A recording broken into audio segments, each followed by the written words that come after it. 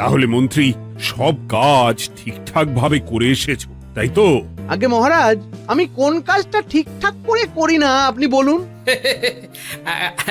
আমি শুধু আপনাকে ওই কোষাগার থেকে মোহর সরানোর কাজটাই খুব ভালোভাবে করতে দেখেছি মন্ত্রী মশাই। আর বাকি সব কাজে তো আপনি লবডঙ্কা। গোপাল, মুখ সামলে কথা বলো, হ্যাঁ? বেশি বাড়াবাড়ি করো না। কি বলতে চাইছেন মন্ত্রী মশাই? বাড়াবাড়ি করলে মারামারি হয়ে যাবে? আচ্ছা, হয়েছে হয়েছে, অনেক হয়েছে, সকলে এইবারে থামো। ঝগড়াঝাটি বন্ধ হোক, এমনিতেই খুব গরম। বলছি কি, যা গরম পড়েছে এইখানে তো থাকাটাই দায় হয়ে যাচ্ছে। উফ, আর যে পেরে উঠছি না। মনে হয় আপাতত এখান থেকে কদিনের জন্য। মহারাজ, বাইরে রাজ্যের প্রজারা জড়ো হয়েছে, সকলে মিলে বিক্ষোভ করছে। একবার একবার শিগগির আসুন মহারাজ, নইলে সাংঘাতিক কিছু একটা ঘটে যাবে। কি হলো? আবারও কোনো সমস্যা হলো নাকি? আমাদের রাজ্যের প্রজারা তো যথেষ্ট বোঝদার, তারা তো এমনি এমনি ঝামেলা ঝঞ্ঝাট সৃষ্টি করার মানুষ নয়। গোপাল, চলো গিয়ে দেখি।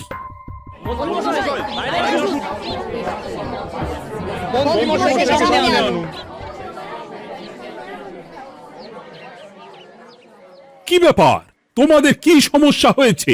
এইভাবে বিক্ষোভ করছো কেন? মহারাজ, মন্ত্রী মশাইকে সামনে আনুন, তারপর বলছি কি হয়েছে না হয়েছে। সেরেছে। আরে, আমাকে ডাকছে কেন? আচ্ছা, বলছি তোমরা একটু শান্ত হও। আমি বুঝতে পারছি তোমরা কিছু একটা কারণে খুবই অসন্তুষ্ট হয়েছো, তাই সেই জন্য বলছি আগে শান্ত হও, তারপর বলো মন্ত্রী মশাইকে কেন খুঁজছো, উনি কি করেছেন? গোপাল দাদা, তুমি তো জানোই রাজ্যে যা গরম পড়েছে, তার জন্য খাল বিল পুকুর নদী নালা একেবারে শুকিয়ে গেছে, চারিদিকে জলের হাহাকার। হ্যাঁ হ্যাঁ, সে তো জানি।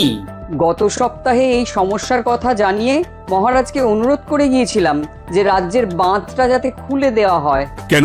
আমি তো তোমাদের কথা রেখেছি। আমি তো দুদিন আগেই মন্ত্রীকে পর্যাপ্ত পরিমাণে মোহর দিয়ে বাঁধ খোলার কাজে পাঠিয়েছিলাম। কেন, উনি কি বাঁধ খোলেননি? সেইটা ওনাকেই জিজ্ঞাসা করুন। গত দুদিনে উনি তো বাঁধ খুলতে আসেনি, উপরন্তু আমরা ওনাকে ডাকতে গেলে উনি আমাদেরকে তাড়িয়ে দিয়েছেন। সে কি, এ তো ভারী অন্যায়। দুদিন ধরে অপেক্ষা করে আর না থাকতে পেরে আজকে আমরা এখানে এসেছি। এই অবস্থা আমরা কি করব? যদি আমাদেরকে আমাদের রাজ্য সাহায্য না করে তাহলে কোথায় যাব আমরা? ছি ছি ছি, আমি তো ভাবতেই পারছি না। মন্ত্রী, এই মন্ত্রী! মহারাজ, মন্ত্রী মশাইয়ের ব্যাপারটা পরে দেখে নিচ্ছি, আগে এদেরকে শান্ত করেই চলুন। মনে রাখবেন, প্রজারা একবার বিপক্ষে চলে গেলে কিন্তু খুব মুশকিল হয়ে যাবে। শোনো সকলে, তোমরা আজকের দিনটা একটু কষ্ট করো। আমি কথা দিচ্ছি, কাল সকাল হলেই বাঁধ খোলার ব্যবস্থা করব, ঠিক আছে? ঠিক কথা বলেছো তো গোপাল দাদা। দাদা বলে যখন ডাকো, তখন দেখো এই দাদা তার ভাইদের কিছুতেই নিরাশ করবে না। শুধু আজকের দিনটা একটু চেয়ে নিচ্ছি, ব্যাস। ঠিক আছে, আজকে আমরা চলে যাচ্ছি, কিন্তু কালকে কিছু না হলেই। কোনো কিন্তুরই জায়গায় নেই পুঁটির বাবা। আর তোমরা আর রাগ করো না। চিন্তা করো না, সকাল হলেই সাঙ্গ পাঙ্গ নিয়ে আমি বাঁধ খোলার কাজে নেমে যাব।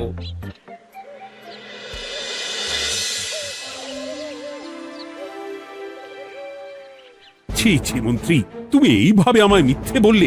ভাবতেই পারছি না কি দরকার ছিল আমায় মিথ্যে আশ্বাস দিয়ে প্রজাদের সামনে নাক কান কাটার। মুখে কুলুপ কেন? উত্তর দাও। না, মানে আমার শরীরটা ঠিক ভালো ছিল না, তাই বাড়ি থেকে বেরোতে পারিনি। বলছি কি, শরীর খারাপ থাকলে রাজসভায় খবর দিতে পারতেন, আমরা কেউ দায়িত্বটা পালন করতাম, কি আছে? সমস্ত মোহরগুলো ত্যাগস্থ করে ঘাপটি মারলেন ঘরে। ছি ছি, জানাই আপনাকে ধিক্কার। সকলে মিলে করো প্রতিবাদের চিৎকার। মন্ত্রী মশাই, ছি ছি ছি ছি ছি ছি। মহারাজ, আপনি এক্ষুনি মন্ত্রী মশাইকে কদিনের জন্য সভা থেকে বহিষ্কৃত করুন। সে তো করবই, তবে তার আগে আমি চাই কালকে যখন বাঁধ খুলতে তোমরা নামবে, তখন সেই কাজে কোনো লোক নিয়োগ না করে মন্ত্রীকেই বাঁধ খুলতে নামাবে। মহারাজ, এ কেমন বিচার আপনার? আমি না রাজ্যের মন্ত্রী। মন্ত্রী না ষড়যন্ত্রী। মন্ত্রী মশাই, তাহলে কালকের জন্য প্রস্তুত থাকুন। মহারাজের বাঁধ খোলার জন্য সকল মোহর তো আগেই আত্মসাৎ করেছেন, এবার শুধু কাজে নেমে পড়বেন, কেমন?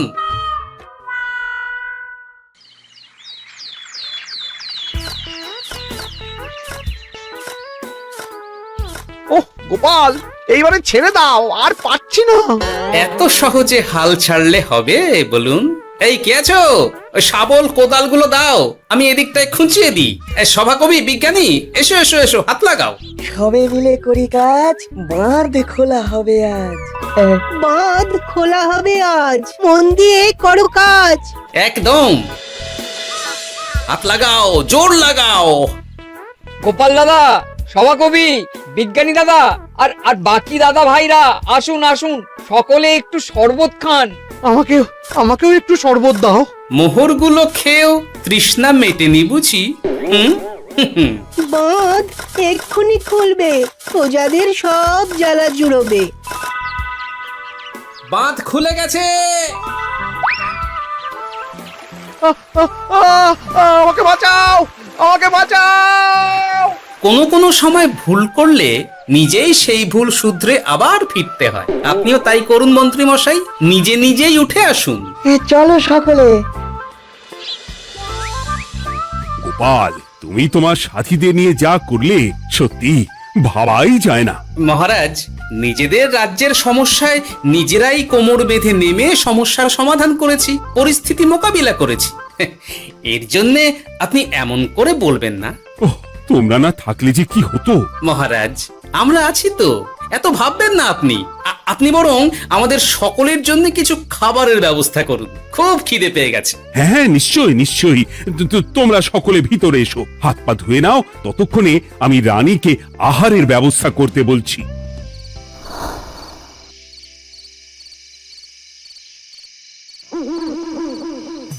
ওমা গো, ওমা বাঁচাও, কি শরীর খারাপটাই না লাগছে গো।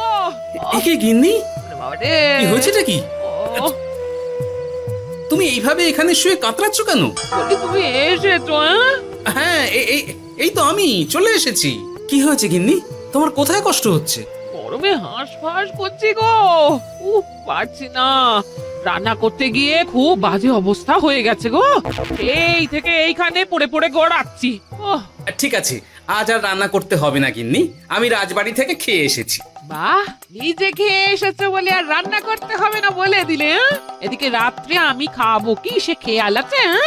হ্যাঁ হ্যাঁ, খেয়াল আছে, খেয়াল আছে। যাও, আমার জন্য রান্না চাপাও আর একটু জল দাও। দেখো, এত গরম পড়ে কৃষ্ণনগরের অবস্থা শোচনীয় হয়ে গেছে। বয়স্ক লোকেরা কোনো কাজই করতে পারছে না। সত্যি তো, এই গরমে রান্না করাটা খুবই কঠিন গিন্নি। কি বললে? আমি বয়স্ক লোক?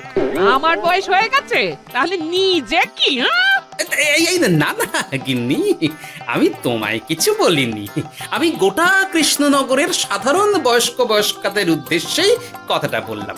তোমার তো বয়স হয়েছে বলে মনেই হয় না গিন্নি। ও তাই বলো?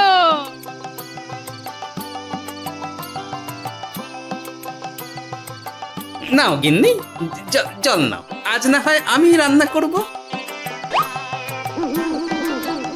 হে ভগবান, মুখের একটু লাগাম দাও। এইভাবে যখন তখন সত্যি কথা বলিও না।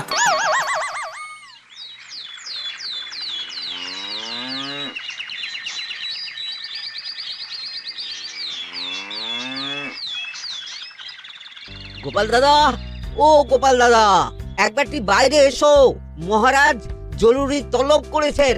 আবার কি হলো গোপাল দাদা, গিন্নি? একবার ও বাইরে গোপাল গিয়ে দাদা। দেখে আসি, বুঝলে? পেয়াদা এসে অনেকক্ষণ থেকে ডাকছে। গোপাল দাদা, আচ্ছা গিয়ে গোপাল দেখো। দাদা। ও গোপাল দাদা, গোপাল দাদা, ও গোপাল দাদা, আরে তুমি এক্ষুনি একবার প্রাসাদে চলো, রানীমার খুব শরীর খারাপ করেছে, মহারাজ তোমাকে খবর দিতে বললেন। ঠিক আছে, তুমি যাও, আমি আসছি।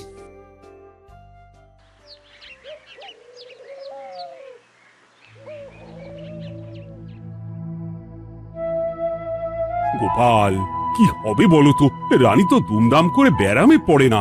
মহারাজ, ভয় পাবেন না, আমরা আছি তো। বৈদ্যকে পরীক্ষা করতে দিন, দেখি সে কি বলে। মহারাজ, অতিরিক্ত গরমের জন্য শরীরটা খারাপ হয়েছে। আসলে উনি এই তীব্র দাবদাহ নিতে পারেননি। তবে চিন্তা করবেন না মহারাজ, আমি বাড়ি গিয়ে এক ধরনের বিশেষ পথ্য পাঠিয়ে দিচ্ছি। রানীমা খেলেই সুস্থ হয়ে উঠবেন। মহারাজ নিজের কানেই তো শুনলেন, রানীমার তেমন গুরুতর কিছু হয়নি, চিন্তা করবেন না। বৈদ্যর ওষুধে উনি সেরে উঠবেন। যাওয়ার আগে একটা কথা বলে যাই, গরমের এই দাবদাহ কিন্তু আরো ভয়ঙ্কর হবে, তাই সকলে খুব সাবধানে থাকবেন।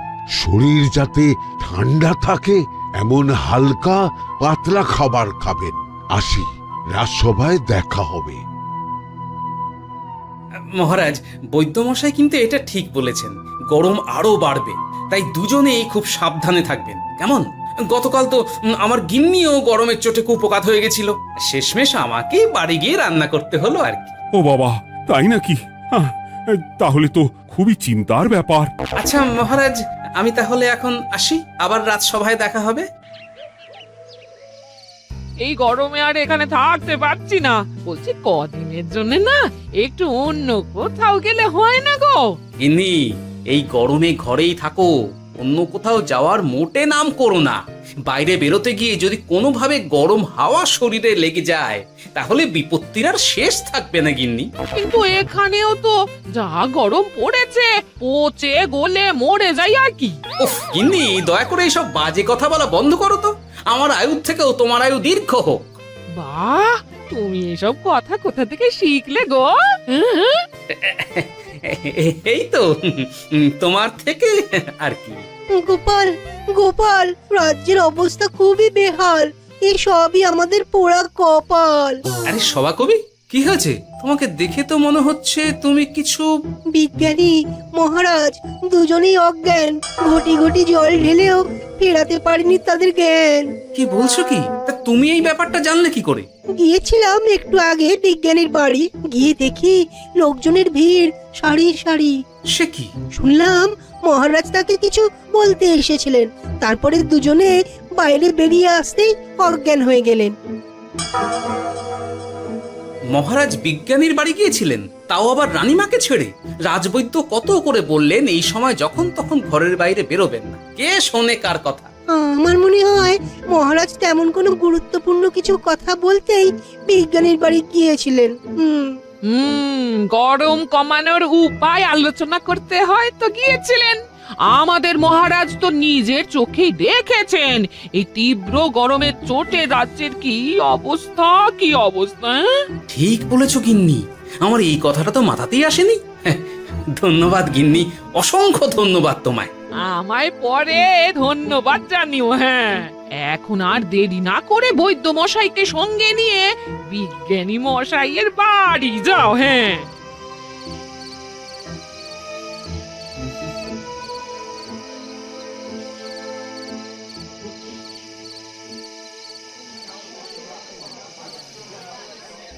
কি বুঝছেন বৈদ্যমশাই?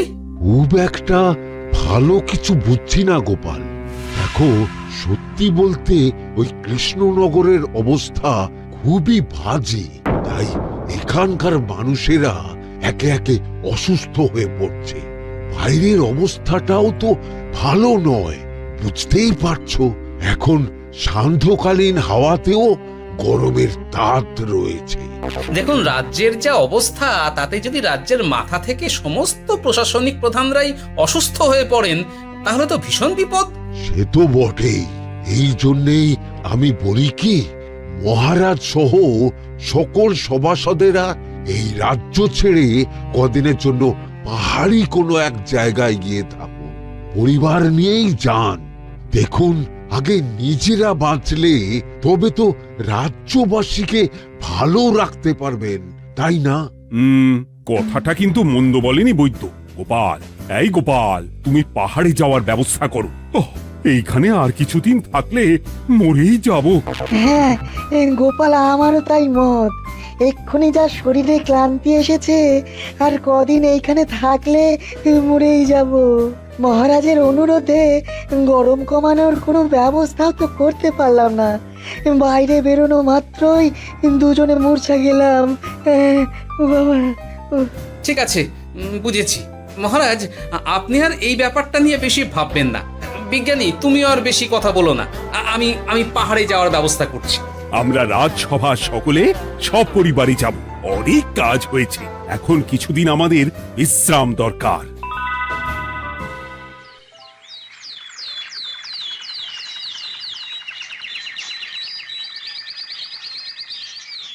এ কি গোপাল, মন্ত্রীকেও তুমি আমাদের সঙ্গে নিয়ে যাচ্ছ? আহ, তুমি কি সব ভুলে গেছো? মহারাজ, আপনি খামোখা উত্তেজিত হবেন না। আপনার শরীরটা কিন্তু ভালো নেই। আর মহারাজ, আপনার রাজ্যে বাস করে আপনার থেকেই শিখেছি বিপদের দিনে পরম শত্রুকেও দূরে ঠেলতে নেই। গোপাল এটা ঠিক কথাই বলেছে। যতই হোক, উনি তো আমাদের মন্ত্রী, তাই এই বিপদের দিনে ওনাকে ফেলে যায় কি করে বলুন তো? সত্যি গোপাল, তোমার তুলনা নেই। ঠং, সবই নাম কেনার চেষ্টা। গোপাল, চলো এইবারে রওনা দিই। বলছি, খাবার দাবার আর জলের কলসিগুলো উঠেছো তো? হ্যাঁ, খাবারের পাত্রগুলো আপনার জিম্মায় থাকবে, আর জলের কলসিগুলো আমি সামলাবো।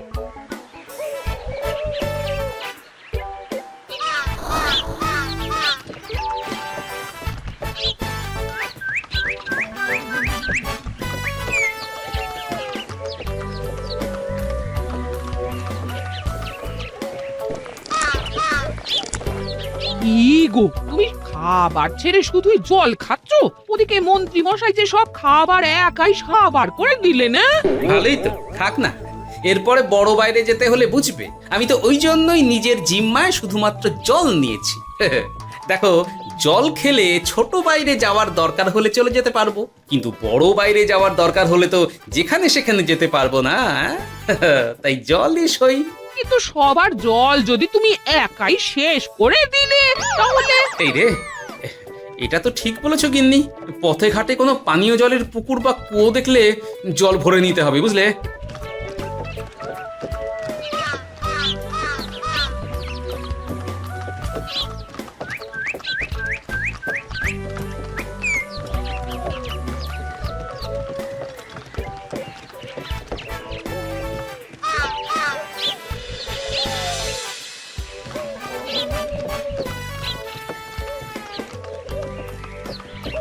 সকলে আসুন, দেখুন দেখুন মহারাজ আমার মূর্ছা গিয়েছেন।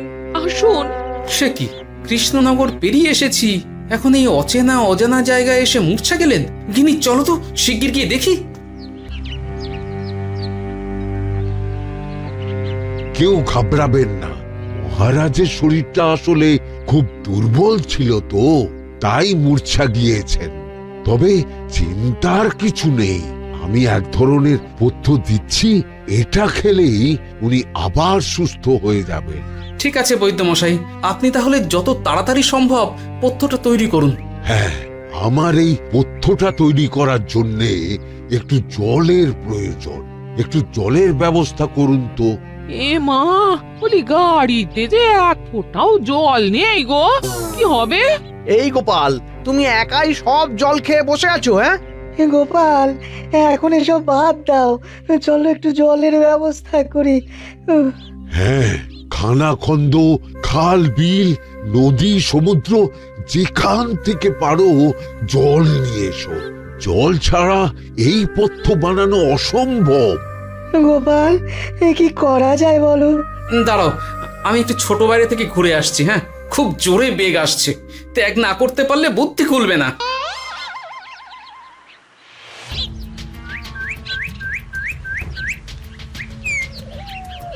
ওদিকে একটা পাত কুয়ো দেখতে পাচ্ছি মনে হচ্ছে।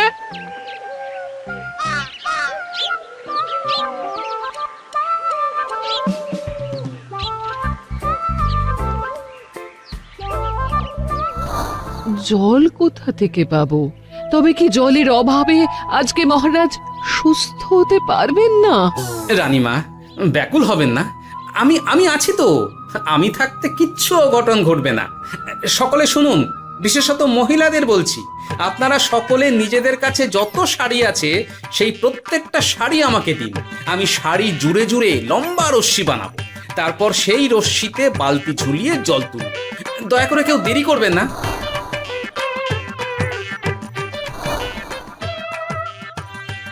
এই নাও আমার 5খানা শাড়ি। হ্যাঁ, এই নাও আমার 10খানা শাড়ি। আমি বাবা আমার লতা পাতা মিনি করা শাড়িগুলো দেব না। যা পারো করো, আমি বড় বাইরেতে যাচ্ছি। ওমা, বিপদের দিনে শাড়ি দেবে না? গায়ের জোরে নিয়ে আসবো। হ্যাঁ,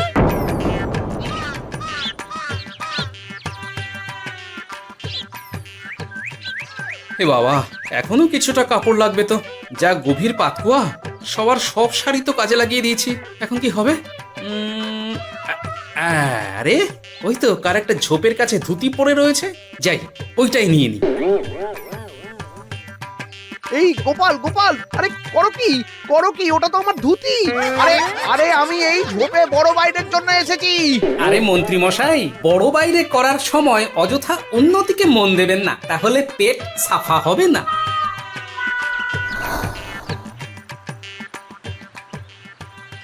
গোপাল, তুমি ছিলে বলে এই যাত্রাতে রক্ষা পেলাম। ভগবান তোমাদের অনেক অনেক মঙ্গল করুক। এই দেখো না, ওরা না আমার লতা পাতা আঁকা শাড়িগুলো নিয়ে নিয়েছে। এই দূর তোমার শাড়ির লতা পাতা, আমি নিজেই জড়িয়েছি বড় বড় ঘাস পাতা। চুল করছে রে, দূর ছাতা।